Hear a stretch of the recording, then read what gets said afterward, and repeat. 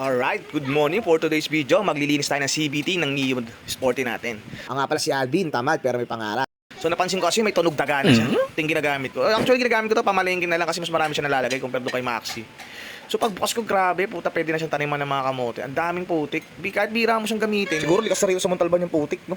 Tapos pagbog ako nga ng water pressure, grabe, satisfying siya panoorin. Daglagan talaga yung mga putik niya, no?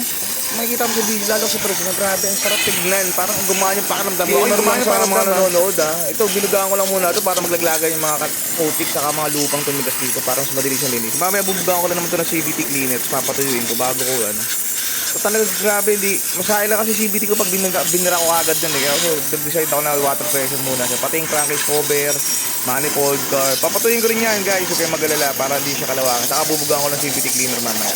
Kakalasin natin para lang mas maganda linisan. Tapos pati yung crankcase cover guys, grabe yung putik. Pero pag bira ko ng water pressure, tignan mo, putarbis, ang sarap sa pakiramdam. Parang alam mo yun, tanggalan talaga yung kulay itim mo.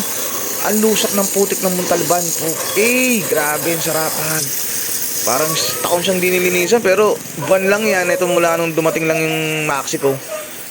Pamalengke lang kasi siya. Disclaimer lang guys ulit Yan, dalagan ulit natin kalawangan. Degreaser din natin yan mamaya pagtapos natin bugaan. Tatanggalin lang muna natin mga putik-putik. So kasi kawawa si Bigeng, grabe. Kung kwento ko lang, grabe yung background check na ito. Bibili nyo nga ito, abot dito mga 80 mil Hindi dahil sa motor, dahil sa mga napatunayan na ito. 125 killer to Ayan, pati yung mga manifold curve yung bubugaan ko mamaya guys. Sobrang putik talaga kasi. Para naman maging hawaan siya ito, baka magtampo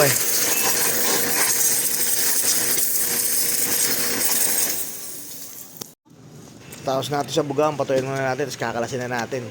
Saan natin lilinisan ng CVT cleaner yan guys.